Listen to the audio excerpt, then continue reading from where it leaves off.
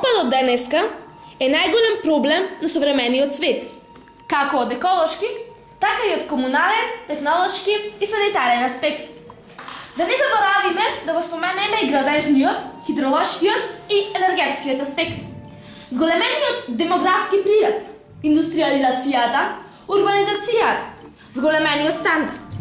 Сето тоа поттикна да се продуцираат зголемени количества на отпад, кои треба да се соберат, транспортираат, преработуваат и депонираат.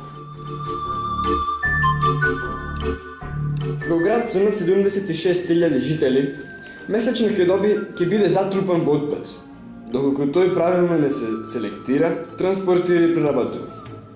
Според порадоците од ЈКП Комуналец, од градот месечно се собира 2142 тони органски отпад, преку 52 тони хартија, 9 тони пластика, 4 тони најлон, 40 тони стакло, 463 тони земја, 69 тони текстил и 7 тони филтри од цигари. Неорганскиот отпад уште од домаќинство да се селектира.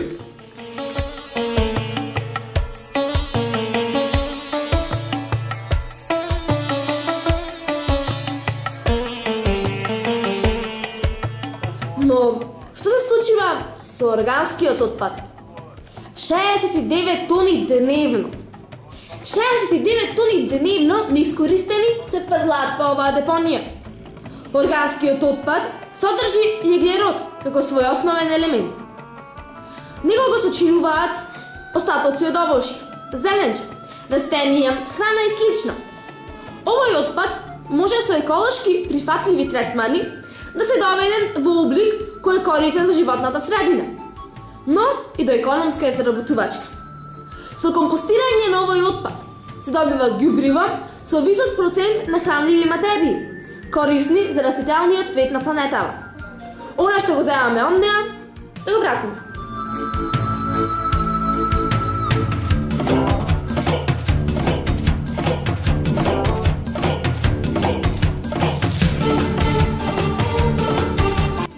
ЈКП Комуналец има изготвено план и програма за преработка на овој отпад.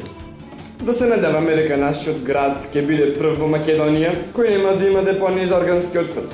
Оваа депонија за неколку години ќе биде зелена оаза во околината на нашиот град Прилеп. За вестите од Прилеп Филип Таковски и Тамара Елијовска.